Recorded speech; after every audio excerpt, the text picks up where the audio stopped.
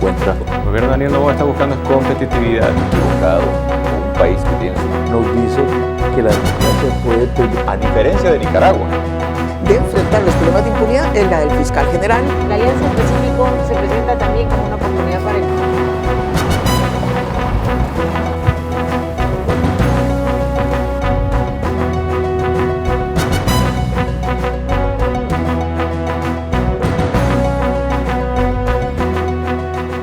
Un gusto volver a estar con ustedes en el espacio Fernando Aguayo América.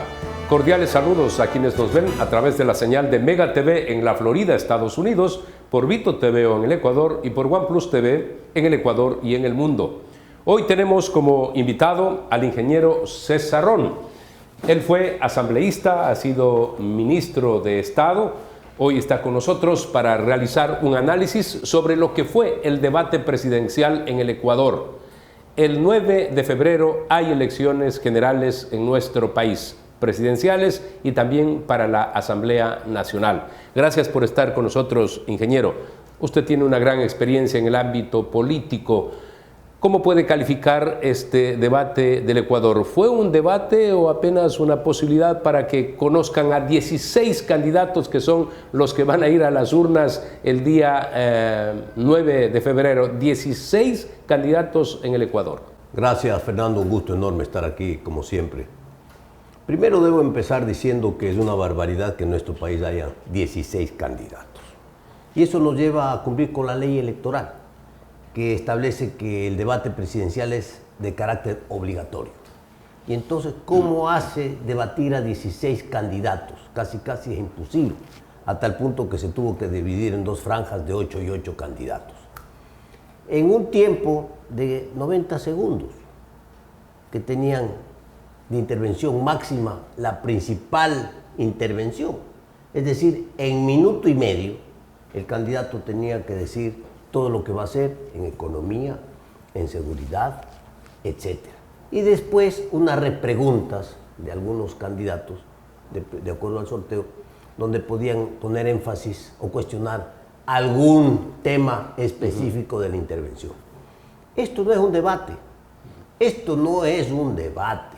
Un debate es cuando 2 o 3 o 4, en un tiempo de 2 horas, ¿no?, se cuestionan, establecen qué van a hacer, qué van a cambiar, qué es lo que el país requiere, qué reformas se tienen que hacer, qué cambios profundos hay que hacer en las leyes, en la Constitución. Fíjese usted. Esta calificación de que no es un debate lleva a que veamos que ninguno de los candidatos, por ejemplo, merece más apoyo o va a tener más votos en las próximas elecciones. Simplemente se cumplió ahí con un precepto legal que determina que tiene que haber el debate. Así es, Fernando. No hay nada fuerte, contundente. No hay. Más bien diría yo que los dos candidatos que están con el porcentaje más alto en las encuestas salieron bastante bien librados. Es decir, con una actuación medida, regulada, estratégica, sin arriesgar nada, ¿no es cierto?, porque hay que mantener el electorado, pasaron. En el primer tramo al presidente de la República, candidato, la verdad es que por ahí tuvo un par de cuestionamientos, pero salió bien librado. En el segundo tramo, la candidata que va segunda, González, que representa al correísmo, esto hay que recordar, a la comunidad internacional. Claro, porque había 2 candidatas González en el segundo tramo, pues, ¿no? Entonces es importantísimo aclarar que la candidata del correísmo le atacaron duro y en muchos temas no pudo responder. Entonces realmente le dieron palo. Entonces, eso, ¿cuánto va a influir en su electorado cautivo? Yo creo que muy poco. ¿Cuánto va a influir en el electorado que podía ella captar para el indeciso, que podía darle el voto? Ninguno. Son 3 temas, 3 ejes los que fueron tratados. El primero, que tiene que ver con la seguridad por todo lo que está aconteciendo en el Ecuador. ¿Cómo se puede presentar un plan de gobierno o las estrategias para poder neutralizar a la delincuencia? Muy difícil, como ya hemos dicho, en un debate de esta naturaleza. En 90 segundos, Fernando, un tema tan delicado que tiene muchas aristas, que tiene desde la formación militar y policial, que tiene la inteligencia y la contrainteligencia, que tiene la estrategia tecnológica, porque aquí necesitamos de mucha tecnología, que tiene de decisiones políticas en reformas legales. Fíjese usted, Fernando, me ha llamado mucho la atención. La Constitución de Montecristi es la causante de este desafuero que vive el Ecuador. Fue dictada en el 2008 en el gobierno de Rafael Correa, de la Revolución Ciudadana del Socialismo del siglo XXI. Entonces, ellos hicieron un traje a su medida en la Constitución de Montecristi, ¿no? Que todo el mundo despotrica contra la Constitución de Montecristi, pero no hubo un solo candidato que de frente hable que hay que reformar, no reformar, que hay que cambiar la Constitución, porque escucho mucho ahora con preocupación de que se habla de una reforma constitucional, de una posible asamblea constituyente para hacer reformas a la Constitución. La Constitución de Montecristi tiene que ser desterrada, tiene que ser tirada al tacho de la basura. Hay que dictar una nueva Constitución, esa es su propuesta, la ha venido manteniendo. Sí y no, y le voy a decir sí y no. Tenemos la Constitución del 98, que está escrita, que es una buena Constitución, que puede ser reformada las veces que se requiera el país, porque de eso se trata. Las constituciones tienen que ser reformadas y mejoradas. Esta Constitución de Montecristi ni siquiera puede ser reformada. Y entonces esto que no funciona, resulta pues que los juristas y los constitucionalistas que se llenan de argumentos y de barbaridades jurídicas, no dicen, no, la única manera de reformar es lo que dice la Constitución de Montecristi, que es la Asamblea Constituyente. Pero si esto es lo que no vale, ¿cómo podemos nosotros seguir enmarcados en decisiones importantes del país en la Constitución que no vale? Tenemos que ir ¿a qué? ¿A cómo se aprobó? Pues la Constitución de Montecristi. La Constitución de Montecristi fue aprobada por el pueblo ecuatoriano, que es el soberano. ¿Qué se tiene que hacer? Consultarle al soberano, al pueblo ecuatoriano, que en un plebiscito constitucional vote entre la Constitución del 98 y la Constitución de Montecristi. El Ecuador no tiene tiempo para otro experimento constitucional de ir a otra asamblea constituyente, Fernando. Es una barbaridad. Lo que el Ecuador tiene que hacer es escoger entre las dos constituciones y plantear una reforma en la misma consulta popular. Por ejemplo, que la asamblea sea bicameral, que la asamblea sea reducida a 50, 60 miembros o a 70 miembros entre la Cámara Baja y la Cámara Alta. Temas de fondo de país. La única candidata que medio comentó el problema de la Constitución que no vale fue Andrea González. Más aún cuando hay un segundo tema que fue abordado, pero de forma ligera, esto de la eficiencia del Estado. El Ecuador tiene, por ejemplo, un gasto elevado como gasto de la política. El Ecuador tiene un presupuesto de 35.000 millones de dólares, pero en definitiva vemos que no cuadran las cuentas en nuestro país. Hay que hacer una serie de transformaciones para volver eficiente al Estado. Y eso igualmente se tiene que dar dentro de un esquema constitucional diferente. Vea, Fernando, 1/3 del presupuesto del Estado es para la deuda. 1/3 es para pagar sueldos y salarios. Y otro 1/3 queda para hacer cosas. O sea, realmente aquí plata no queda. Entonces, ¿qué es lo que se tiene que hacer? Racionalizar el gasto público. Racionalizar los salarios en el sector público, porque no puede haber funcionarios, asesores que ganan $15,000 en el Ministerio de Energía o de Petróleos, ¿no? Y otros de la misma categoría que ganan 5,000. Entonces, bueno, todos van a ganar 5,000. Orden. Eso se llama poner orden en el país, ¿no es cierto? Lo otro, Fernando, hay que achicar el Estado, porque si no tenemos plata y toda la plata se va en pagar sueldos y salarios y no queda nada para obra pública, se me paran los pelos cuando escucho a los candidatos, a varios candidatos decir que el Estado es el que tiene que hacer la obra pública. El Estado no tiene plata. Entonces no hablan, porque es un sacrilegio en este país hablar de la concesión de las vías, de poner peajes en las vías, porque si no buscamos este tipo de acciones con la empresa privada y abrimos el país a la empresa privada para que haga la vía, para que ponga la planta eléctrica, para que ponga el generador, para tener luz y para tener caminos, el país no va a cambiar. Entonces, el Estado va a ser, ¿de dónde va a ser? El Estado va a pagar esto, el Estado no tiene plata para pagar nada. Entonces, el modelo del país tiene que cambiar. Este modelo de gratuidad, porque nosotros tenemos un modelo de gratuidad, es el que tiene acabado al Ecuador. Entonces tenemos que cambiar el modelo de gratuidad, Fernando, si queremos que el país cambie. Y eso se tiene que hacer con otra constitución, con otras leyes. Las leyes de la Constitución de Montecristi y del correísmo no funcionan de cara al futuro de cambiar el país. Y eso es lo primero que tiene que hacer el próximo presidente de la República. Ir a un plebiscito constitucional para escoger una nueva constitución y mandarle a la Constitución de Montecristi al tacho de la basura. Tenemos que hacer una pausa comercial, retornamos, proseguimos en este análisis. También vamos a hablar sobre la toma de mando del nuevo presidente de los Estados Unidos, Donald Trump, la presencia del presidente Daniel Noboa como invitado, junto a otros dos de América Latina, como Nayib Bukele de El Salvador y Javier Milei de la Argentina. Retornamos.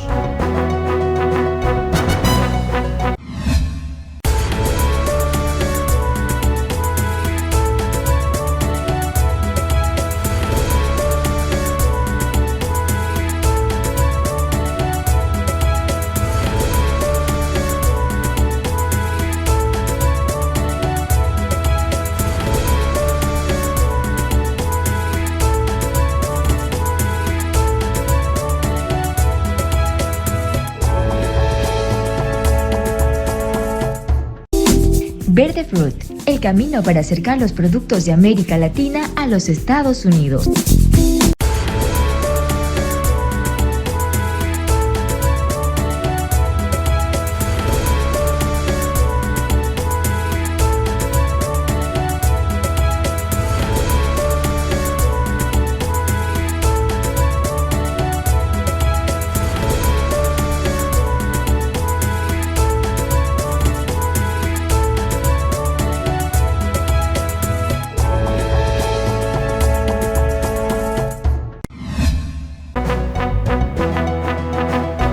Concluido el análisis sobre el debate, vamos a hablar también sobre el nuevo gobierno en los Estados Unidos, el de Donald Trump en este segundo mandato y la relación especialmente con el Ecuador.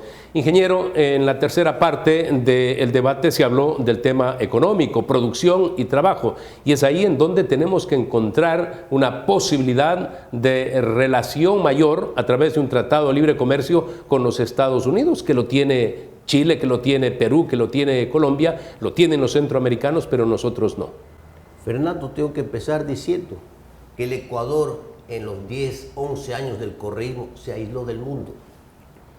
Y entonces, mientras los otros países, usted mencionó Chile, se abrieron al mundo y se relacionaron con el mundo. Desde el año 1990, con gobierno, cuando volvieron a la democracia, con gobierno de izquierda se abrieron al mundo, al mundo libre. Entonces tiene Chile, no recuerdo exactamente, pero más de 100 tratados comerciales de libre comercio con el mundo entero.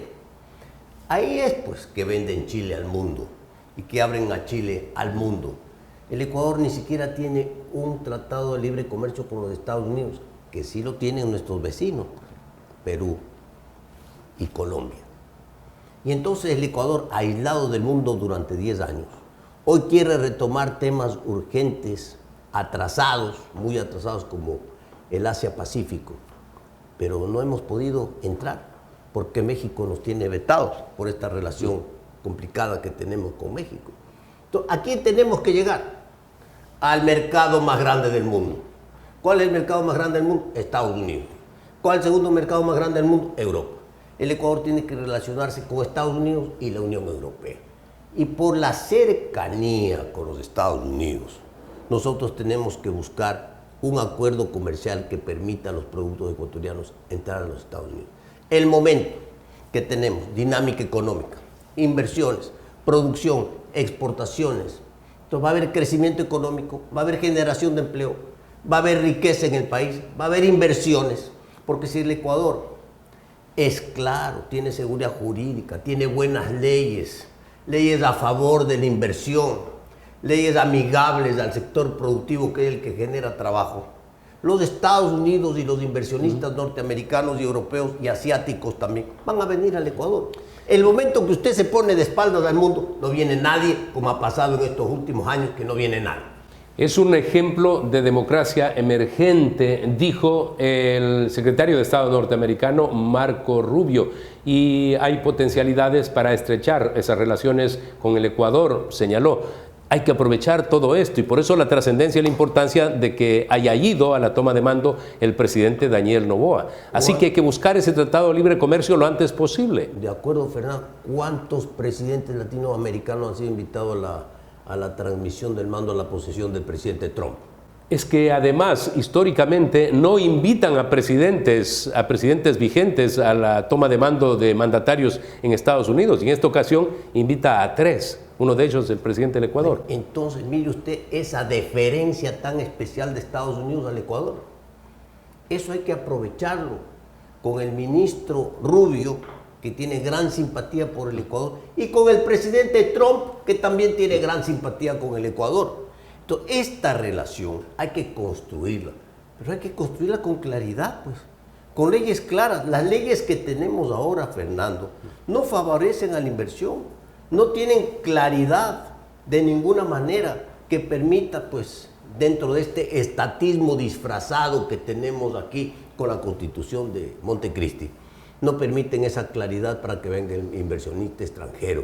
Entonces, eso es lo que necesita el Ecuador, capitales, cuando el país está empobrecido, atrancado, en recesión y no despega. Tenemos que hacerle despegar al Ecuador. Y qué mejor cuando el gigante americano nos extiende la mano, ¿no? Nos mira con buenos ojos, nos quiere abrir las puertas. Fernando, hay que hacerlo. En la geopolítica mundial, cuando países poderosos como China, como Rusia y otros países que auspician el terrorismo como Irán se han metido en nuestro continente, están en Venezuela, son los que le dan cobijo a esa dictadura, a estos dictadores delincuentes, y mantienen ahí a Venezuela sin un presidente electo, pero lo mantienen. En nuestro caso, país, por supuesto, cercano a los Estados Unidos, tiene que haber esa alianza, incluso de carácter geopolítica.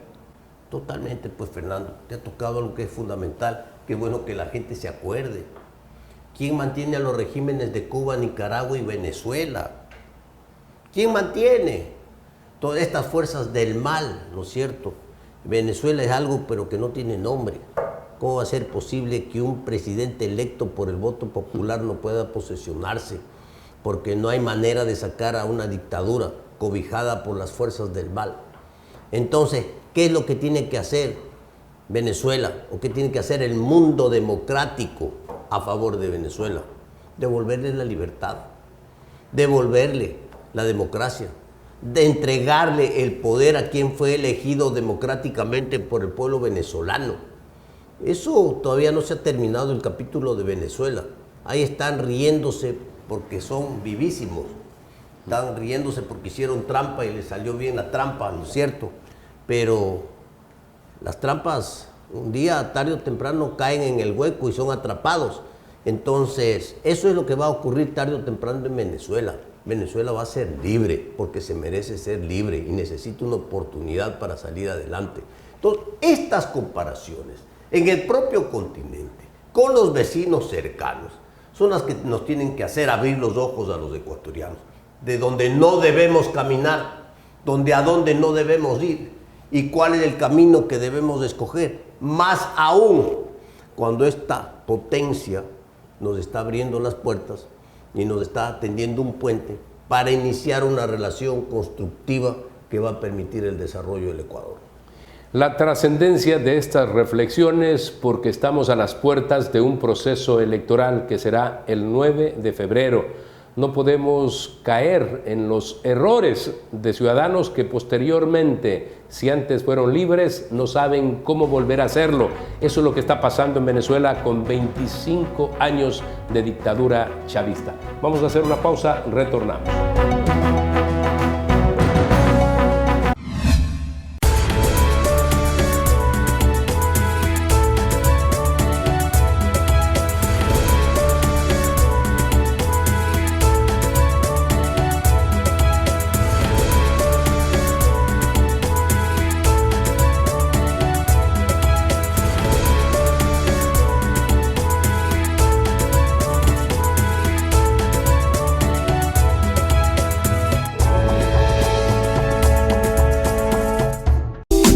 Verde Fruit, el camino para acercar los productos de América Latina a los Estados Unidos.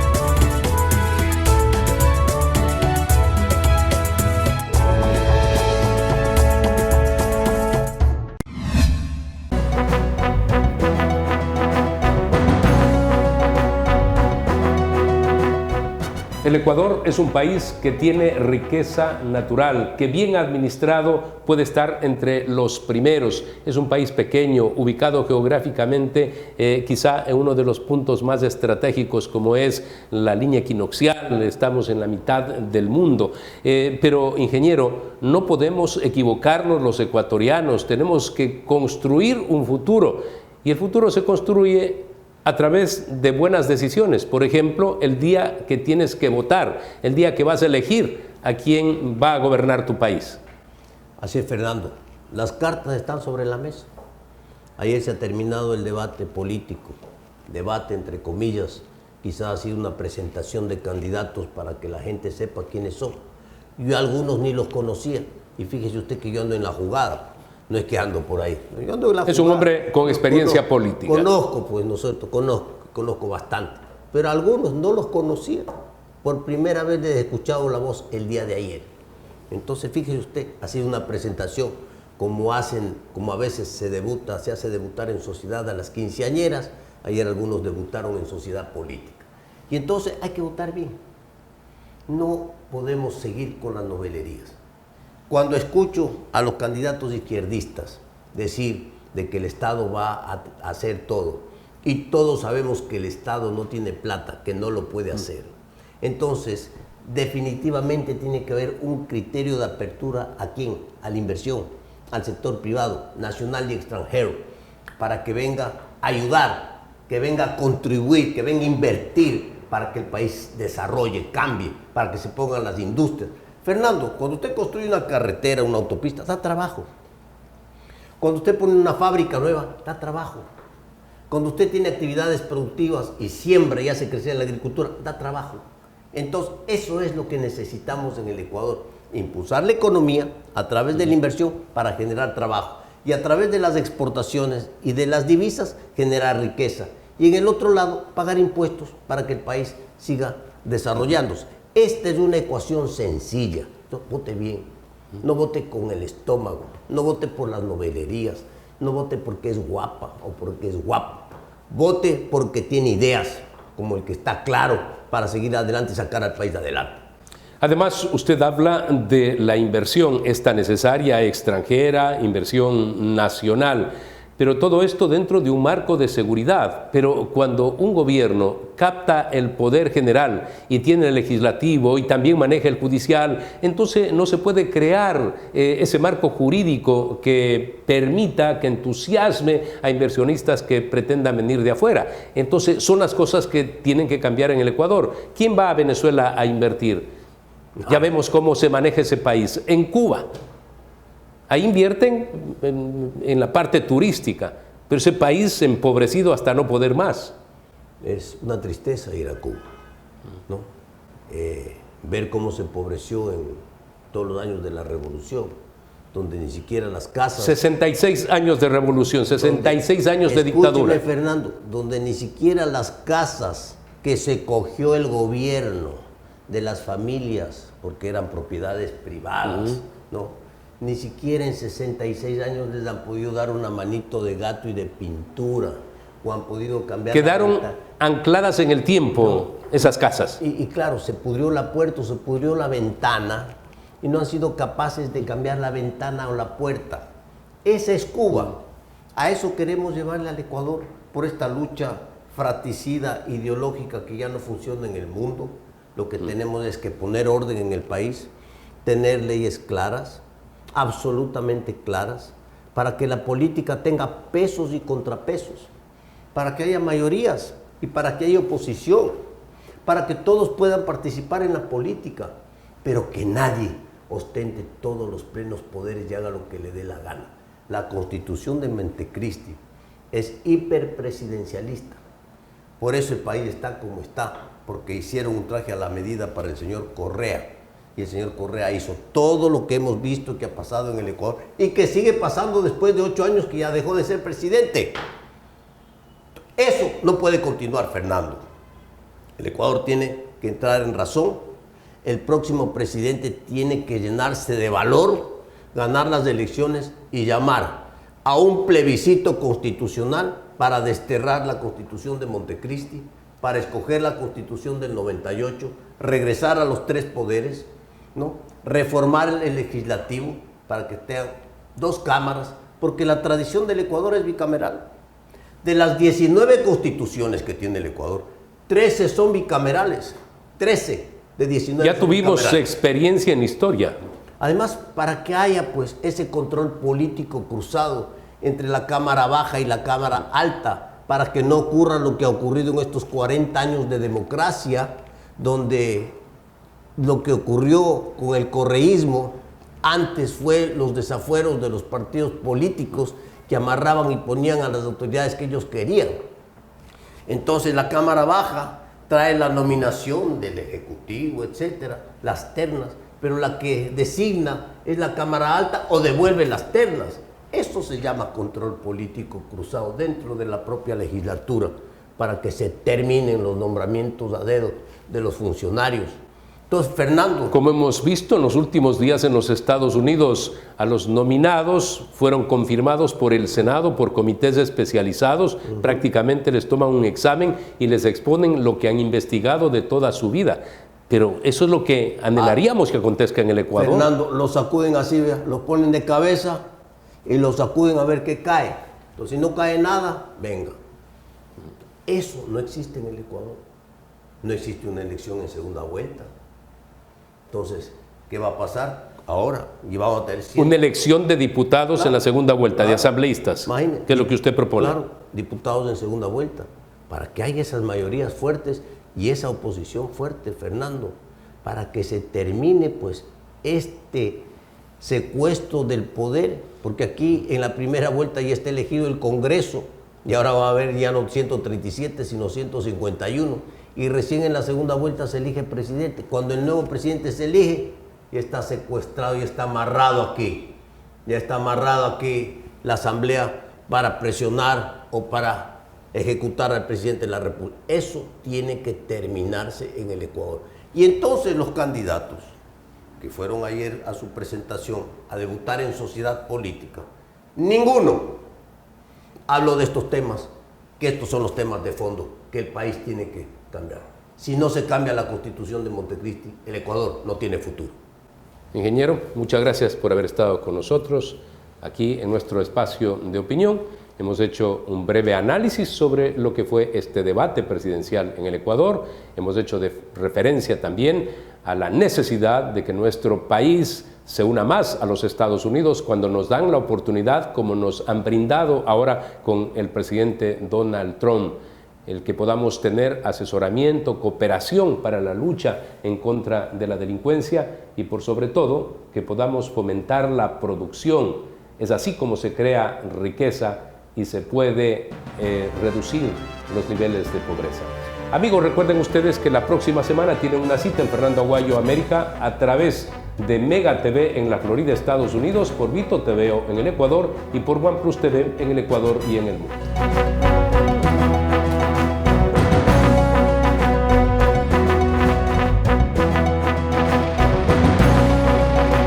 Que verdaderamente cuando uno se encuentra El gobierno de Daniel Noboa está buscando es competitividad. equivocado o un país tenso, nos dice que la democracia puede permitir. a diferencia de Nicaragua, De enfrentar los problemas de impunidad es la del fiscal general. La Alianza del Pacífico se presenta también como una oportunidad para el